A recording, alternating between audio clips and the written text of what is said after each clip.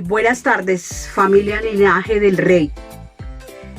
Así como nos ha enseñado el Señor, a vivir siempre unidos, a vivir siempre unidos en un solo espíritu. Dios los bendiga, hermanos.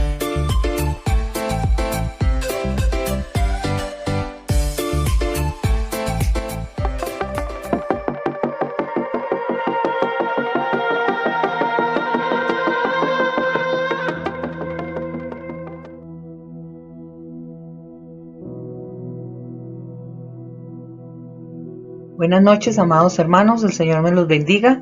Qué gusto poder compartir con ustedes las enseñanzas que el Señor ha preparado para nosotros en esta noche. Vamos a continuar con el estudio de las iglesias del Apocalipsis. La segunda iglesia que vamos a revisar es la iglesia de Esmirna. Esta es una iglesia que se caracteriza por su ejemplo de fidelidad al Señor en medio de la persecución y en medio del sufrimiento. ¿Qué objetivo tenía el Señor, si lo podemos interpretar de alguna manera, para enviar este mensaje a la iglesia perseguida de Esmirna? Consolar a todos los hermanitos que pertenecían a esa iglesia. Primero ubiquémonos un poco dónde queda Esmirna. Hoy en día, Esmirna está situada en Turquía y Turquía pertenece al Asia Menor. Acuérdense que este es el único país que tiene una parte de en el continente asiático y otra parte en el continente europeo. Su principal ciudad es Estambul, número de habitantes, principal puerto.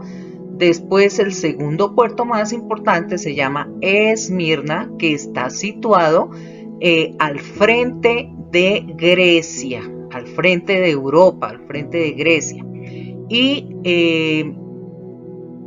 acá hacia la parte de abajo entonces tenemos todo lo que corresponde al Líbano, a Israel, y en esta parte donde está señalado aquí Esmirna es donde tenemos físicamente todas las 7 iglesias a las cuales se está refiriendo este estudio del Apocalipsis. Fíjense que queda al frente de la isla, más o menos cerca a la isla de Patmos. Esmirna, su palabra significa mirra, significa molido. Y nos estamos ubicando en el año 64 al 313 después de Cristo. Como ya les dije, entonces está localizada en el mar Egeo y es la ruta directa entre India, Persia y Roma. Hay algunas particularidades importantes de este puerto. En primer lugar, su nombre indica amargura. Mirra quiere decir molido. Es una ciudad que se caracteriza por sus perfumes importantes y acordémonos que la mirra es una especie aromática que necesita ser molida y sale un perfume especial con el cual se utiliza precisamente para hacer los perfumes. Entonces despide esa fragancia y esa fragancia fue la que se percibe durante este tiempo de persecución de la iglesia. Fragancia de sacrificio agradable al Señor. La sangre de los mártires que tuvieron que dar su vida en esta iglesia. Se convirtió en una semilla para las iglesias venideras. Entonces, más o menos esto duró unos 250 años, específicamente 249 años. En Esmirna se caracterizan por el culto al dios Dionisio. Y ese dios Dionisio era a quien se le rendía culto por su fertilidad, porque se intoxicaban, porque primaba la música, la fertilidad, los címbalos, los tambores, las danzas, y se dedicaban a comer carne cruda de animales. Dionisio era el dios de la indulgencia. Entonces dicen que Dionisio se murió y que, dado por la necesidad de su lujuria, por la fiesta y por el desenfreno, volvió nuevamente a la vida a festejar otro día más. Entonces es la imagen para este pueblo de un Dios que muere y resucita, por eso lo consideran el Dios de la vida. Entonces, eso es más o menos también tenían otra diosa que se llamaba Cibeles, la diosa de la tierra, y Esmirna tenía unas edificaciones muy importantes y también le rendía culto porque tenía un templo especialmente para rendir culto a los emperadores romanos. Bueno, entonces, ¿qué dice el ángel cuál es el mensaje a esta iglesia? El mensaje a esta iglesia empieza de esta manera y está en Apocalipsis 2:8 y escribe al ángel de la iglesia de Esmirna, el primero y el postrero, que fue muerto y que vive, y dice estas cosas.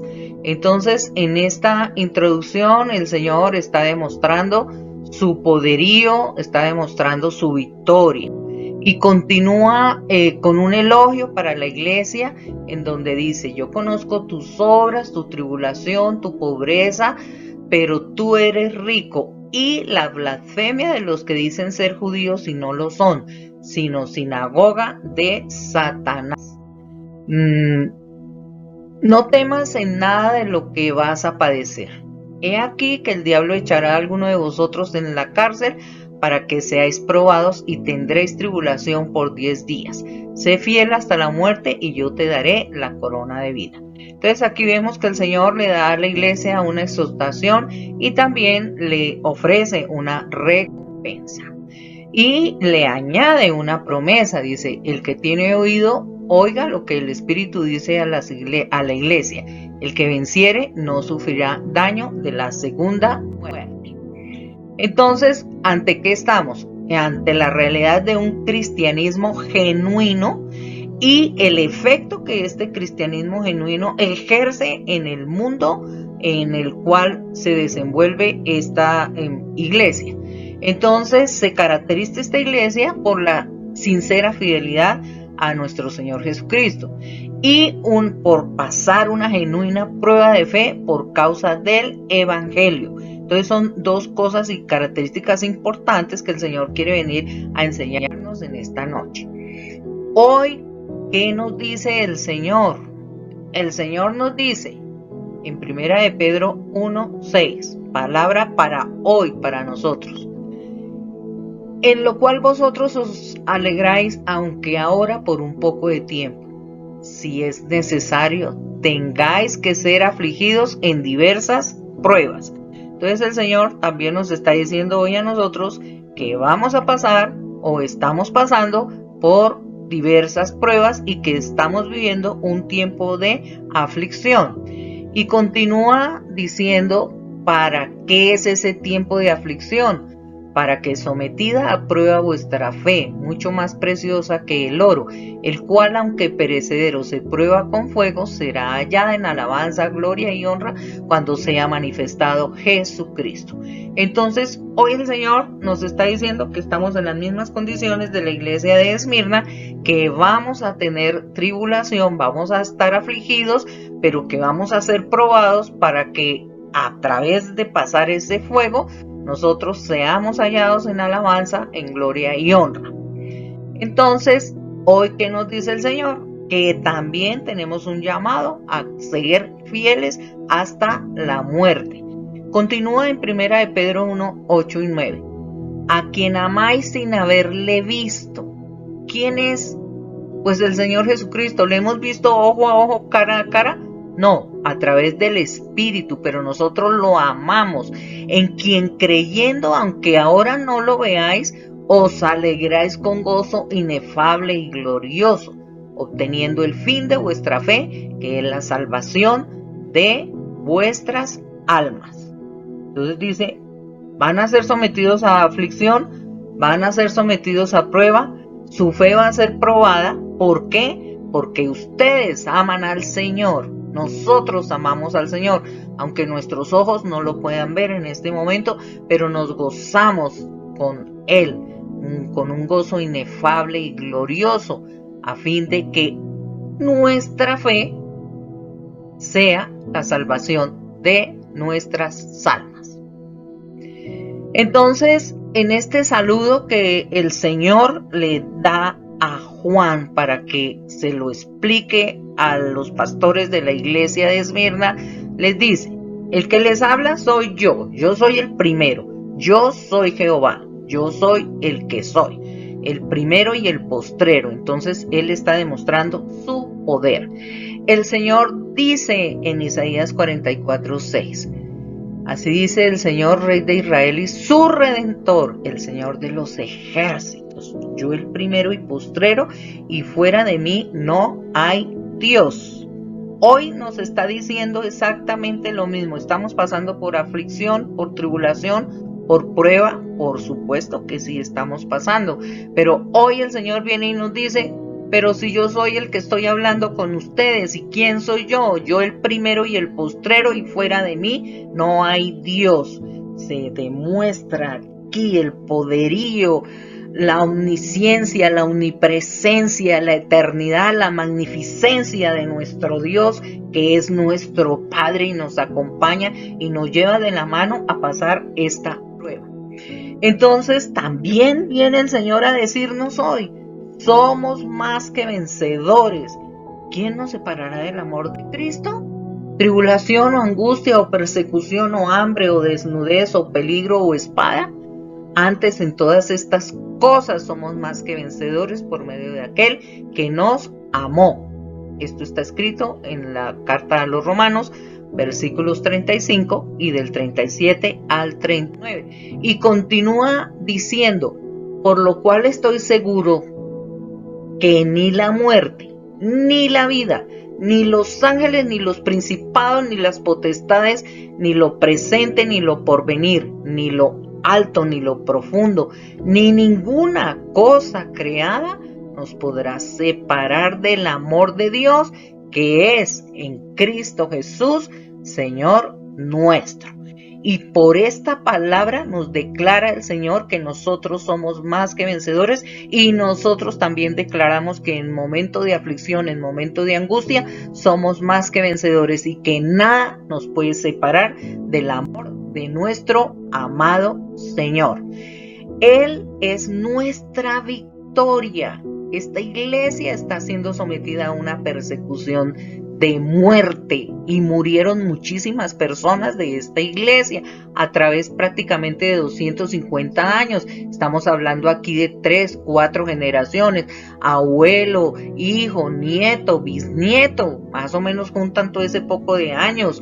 Entonces dicen, y esta palabra ya estaba escrita y estos hermanos la conocían, así como hoy la conocemos nosotros cuando estamos en prueba y en aflicción. Él es nuestra victoria, Dios es nuestro amparo y fortaleza, nuestro pronto auxilio en las tribulaciones. Por tanto, no temeremos, aunque la tierra sea removida y se traspasen los montes al corazón del mar, aunque bramen y se turben sus aguas y tiemblen los montes a causa de su braveza. Este salmo ya el Señor nos lo había enseñado, es el Salmo 46 del 1 al 3. Entonces, estamos en un periodo crítico de aflicción y tenemos que recordar esta palabra: Dios es nuestro amparo y nuestra fortaleza y nuestro pronto auxilio en la tribulación. Por tal razón no temeremos. Entonces, como la victoria es nuestra, tenemos que declarar lo que dice Romanos 8:31. Si Dios es por nosotros, ¿quién contra nosotros? ¿Estamos en prueba? Digámosle al Señor: si Él está conmigo, ¿quién va a estar contra mí? Él me va a sacar adelante. Él es mi Señor, Él es el que me respalda. Entonces, continúa la carta diciéndole un elogio del Señor a su iglesia. Y le dice: yo conozco tus obras. Tus obras son obras de fe, ya que ustedes no confían en ustedes, sino confían en mi obra, la obra que hace el Señor de esta iglesia. Obras evidentes que se ven, que dan testimonio, y por causa de esas obras que ustedes están haciendo es que son perseguidos, y esas obras son agradables a mis ojos, son un testimonio piadoso que glorifica el nombre de nuestro Señor Jesucristo.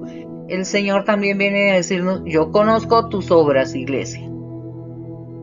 ¿Damos este testimonio?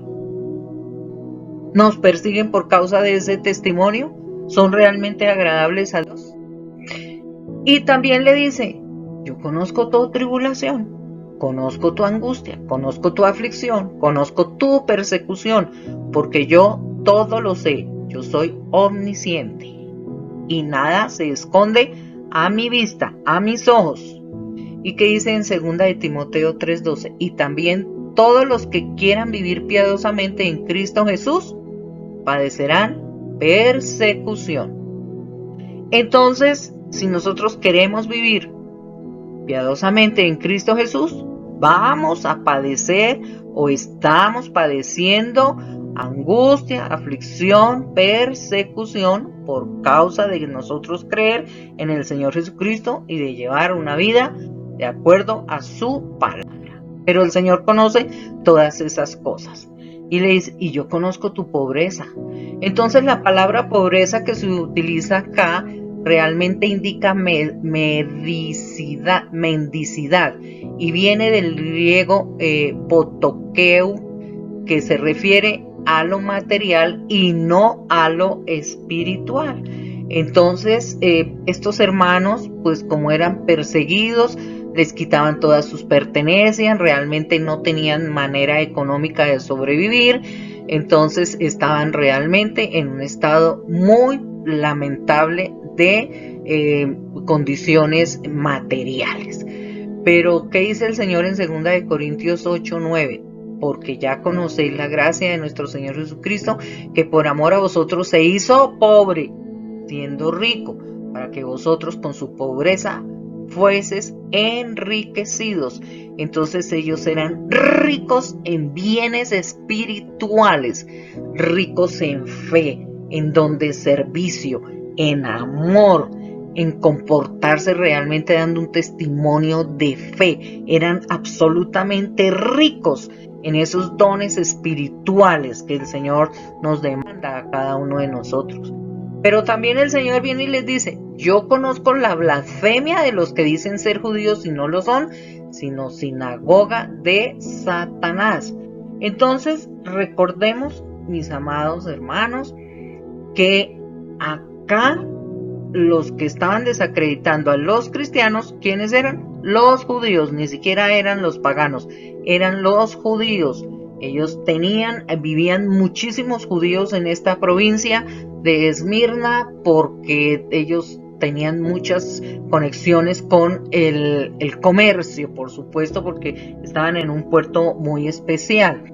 Entonces, ellos decían que los cristianos se burlaban de la religión o de los de Esmirna, porque decían que el dios Dionisio no era el que había resucitado, sino que el que había resucitado era el Señor Jesucristo, y ellos mismos acusaban a todos los cristianos delante de los romanos, diciéndoles que ellos se burlaban de la deidad más importante que tenían, y que fuera de eso no le rendían culto al emperador, y que fuera de eso no estaban de acuerdo con los juegos, porque allá se celebraban muchos juegos importantes, competencias, porque no estaban de acuerdo con esos juegos. Entonces que realmente atentaban a los valores más importantes que tenía esa iglesia.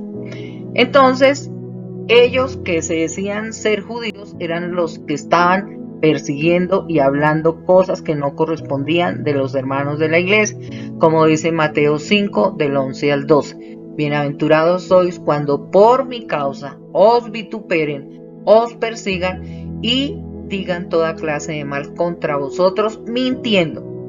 Gozaos y alegraos porque vuestro galardón es grande en los cielos, porque así persiguieron a los profetas que fueron antes de vosotros. Entonces, ¿qué les dice el Señor?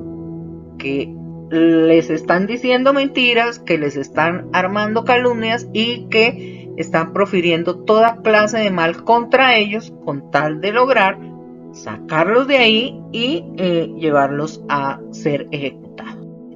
Entonces dicen que son judíos, pero realmente dicen ellos que son los hijos de Abraham, pero no hacen las obras de fe que Abraham hacía.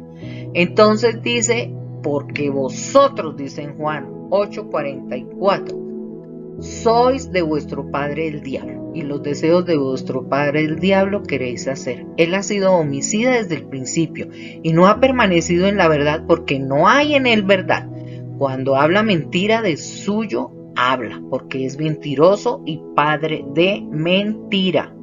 Entonces, hermanos, todas estas artimañas las utiliza Satanás para hacer caer a los hermanos de la iglesia. Y viene el Señor también, continúa exhortando y animando a la iglesia y le dice, no temas, no temas. ¿Qué dice en Juan 1:17? No temas en nada de lo que vas a padecer, porque estos mentirosos que están inventando acá, sinagoga de Satanás, por culpa de esa, ustedes van a padecer, pero no tengan miedo, porque van a padecer. No les dijo, a ustedes nunca les va a pasar nada, a todos nos va a dar sufrimiento. Y ustedes podrán resistir con mi ayuda, dice el Señor, y entonces eso lo vemos en 1 Corintios 10:13. No os ha sobrevenido ninguna tentación que no sea humana, pero fiel es Dios, que no os dejará ser tentados más de lo que podéis resistir, sino que dará también juntamente con la tentación la salida para que podáis soportar. ¡Qué maravilla, mis amados hermanos! Entonces el Señor nos avisa lo que va a pasar y dice, he aquí el diablo echará a algunos de vosotros en la cárcel para que seáis probados y tendréis tribulación por 10 días. Y exactamente en estos 250 años de esta iglesia tuvieron la persecución de 10 emperadores, empezando por Nerón, Domiciano, Trajano, Marco Aurelio, Severo, Máximo, Decio, Valerio, Aureliano y Diocleciano. Está subrayado en rojo Decio porque en esta iglesia precisamente durante el año 155 después de Cristo, esta iglesia tenía su pastor que se llama Policarpo, muere quemado en la hoguera por causa de la persecución. Y este es el diálogo de Policarpo con el procónsul Decio Quadrato. Entonces dice, declara que le dice el procónsul al pastor Policarpo, declara que el César es el Señor. Policarpo respondió, yo solo reconozco como mi Señor a Jesucristo, el Hijo de Dios. Añadió el gobernador, ¿y qué pierde con echar un poco de incienso ante el altar del César? Renuncia a Cristo y salvarás tu vida.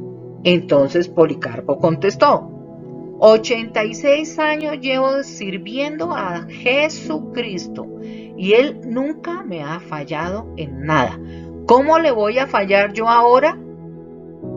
Yo siempre seré amigo de Cristo. E inmediatamente el procónsul Decio lo mandó a que lo quemaran vivo en la hoguera. Y dice este estudio que los primeros que llevaron toda la leña y para prender fuego eran los judíos. Entonces se dan cuenta que el Señor les dice, o nos dice, van a padecer, pero no tengan miedo, tienen que ser fieles hasta la muerte. Entonces, ¿qué nos dice el Señor? Precisamente eso, que seamos fieles hasta la muerte.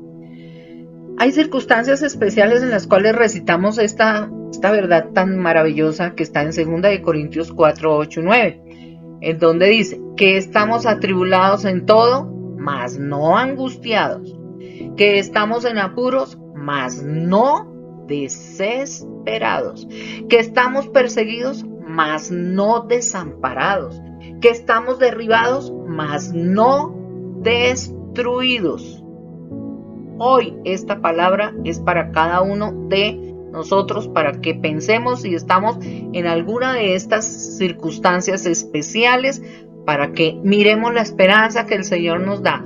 mas no angustiados, mas no desesperados, mas no desamparados, mas no destruidos, llevando en el cuerpo siempre por todas partes la muerte de Jesús, para que también la vida de Jesús se manifieste en nuestros cuerpos. No tenemos ningún motivo, razón o circunstancia para sentirnos derribados, destruidos, porque el Señor nos está animando a que no tengamos miedo, y es a través de su palabra que aumenta nuestra fe y se quita ese miedo. Pero recordemos, el Señor avisa lo que sucederá. A la iglesia de Esmirna le dijo: ustedes van a ser encarcelados, algunos van a ser probados, van a ser metidos en la cárcel, pero eso no durará sino 10 años.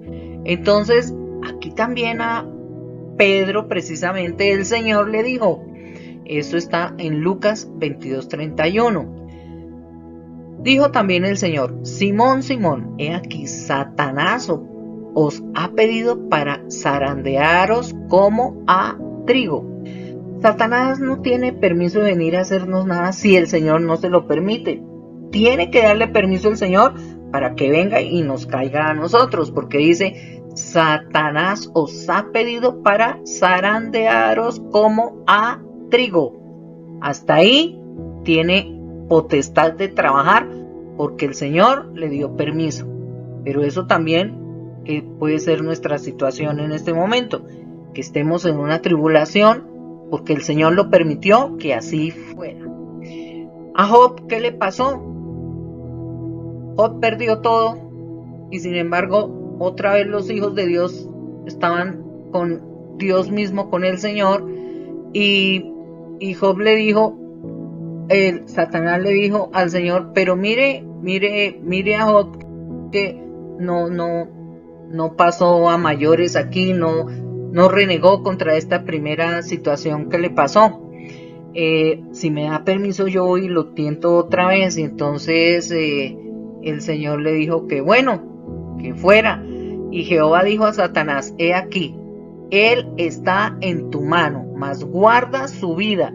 Y fue y le puso una enfermedad en la piel. Esa historia nosotros ya no la sabemos. Entonces es para que nos demos cuenta que las tribulaciones que a nosotros nos pasan, el Señor las permite. Y aquí Él está en tu mano, mas guarda su vida. Lo mismo pasó con el pueblo de Israel, que el Señor le dijo a Abraham. Esto está en Génesis 15, del 13 al 14. Entonces Jehová dijo a Abraham: ten por cierto que tu descendencia morará en tierra ajena y será esclava allí y será oprimida 400 años. Mas también a la nación a la cual servirán juzgaré yo, y después de esto saldrán con gran riqueza. ¿Cuánto duró toda esta esclavitud del pueblo de Israel en Egipto? 400 años. El Señor pone límites a estas aflicciones, hermanos. El Señor avisa lo que nos va a pasar. Dice: en el mundo tendréis aflicción, pero confiad, yo he vencido al mundo. Eso está en Juan 16:33b. El Señor está en medio de la prueba. Miremos esta palabra que está en 1 de Pedro 4, del 12 al 14.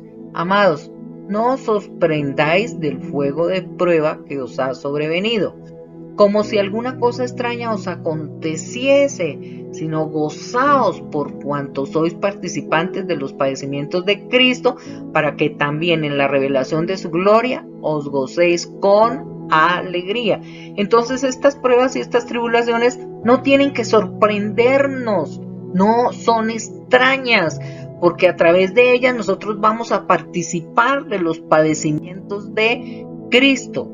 Si sois vituperados por el nombre de Cristo, sois bienaventurados, porque el glorioso Espíritu de Dios reposa sobre vosotros. Ciertamente de parte de ellos Él es blasfemado, pero por vosotros es glorificado. Entonces, todas estas pruebas y todas estas aflicciones, no estamos solos. El Señor está en medio de nosotros a través de su Santo Espíritu. Ser fiel hasta la muerte. Entonces, tenemos que preguntarnos realmente si el Señor es valioso para nosotros. Si tenemos que enfrentar esas circunstancias, ¿estamos realmente preparados para enfrentar estas aflicciones, estos sufrimientos? Pero es imprescindible que cada uno de nosotros conozcamos el corazón de nuestro Dios para que podamos resistir. ¿Qué es conocer el corazón de nuestro Dios? Conocer su pensamiento, conocer su palabra y decir: voy a caminar a través de esta dificultad, a través de esta tribulación, a través de esta prueba, con los ojos puestos en Jesús, el autor y consumador de la fe. De ninguna otra manera nosotros podemos salir victoriosos de estas pruebas, ni podremos ser fieles en estas pruebas y en estas tribulaciones, si no ponemos nuestros ojos en el Señor. Entonces, ¿qué le dijo el Señor a Zacarías en 4:6? Entonces respondió y habló diciendo: esta es palabra de Jehová a Zorobabel, que dice: no con ejército ni con fuerza, sino con mi espíritu, ha dicho Jehová de los ejércitos. Entonces, no es con ejército, es con el Espíritu Santo de Dios. Esto fue palabra a Zorobabel. Entonces no estamos solos. ¿Podemos ser fieles hasta la muerte? Sí. ¿Por qué? Porque precisamente el Señor está con nosotros a través de su Santo Espíritu. Entonces dice, continuando con la lectura, dice: sé fiel hasta la muerte y yo te daré la corona de vida. Entonces, esta corona de vida se refiere no solamente a la vida eterna, sino a una recompensa especial que el Señor nos tiene a cada uno de nosotros, porque dice en Santiago 1:2: bienaventurado el varón que soporta la tentación, porque cuando haya resistido la prueba, recibirá la corona de vida que Dios ha prometido a los que le aman. Entonces, qué imagen tan bonita esta, donde estamos nosotros arrodillados frente del Señor y el Señor colocándonos la corona de vida porque resistimos a la tentación, mis amados hermanos. Y luego nos añade una promesa más. Dice: el que venciere no sufrirá daño en la segunda muerte. Entonces, ¿cuáles son los vencedores? Pues nosotros, los que hemos creído en Jesucristo. Pero ¿qué significa la segunda muerte? Entonces ya nos acordamos que tenemos dos clases de muertes. La primera es la muerte física, la que nos toca acá.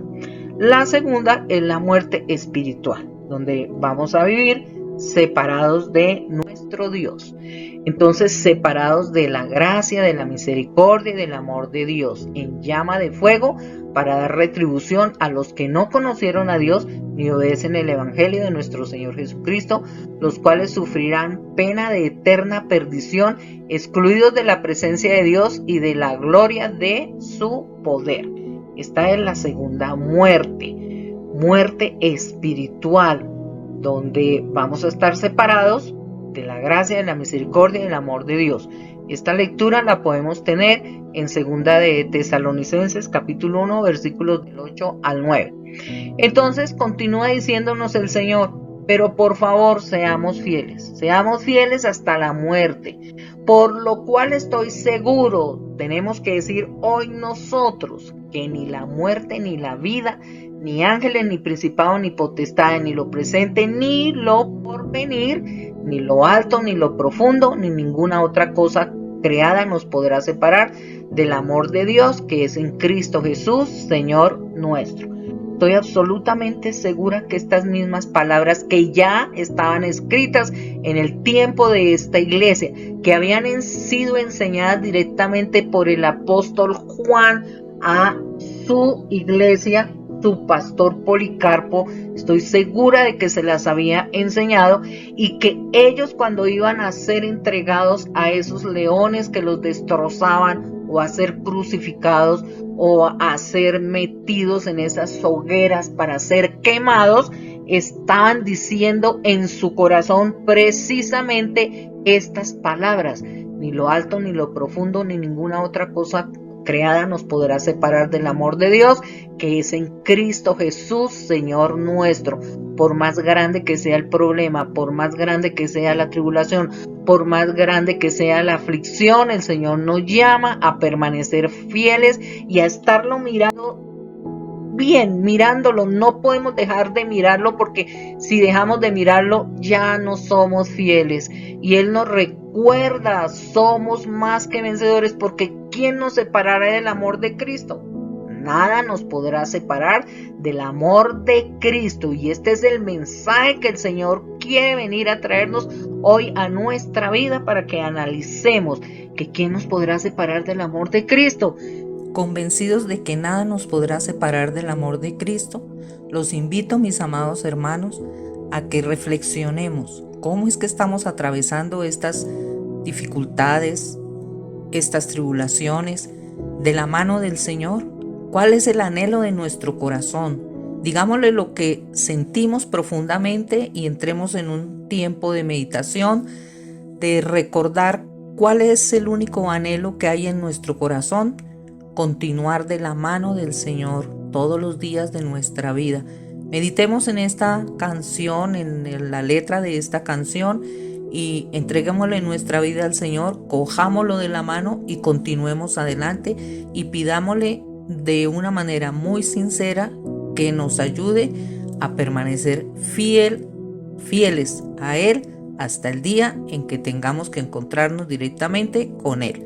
Bendiciones, amados hermanos. Anhelo conocerte más, vivir en santidad, en intimidad. Contigo siempre quiero estar.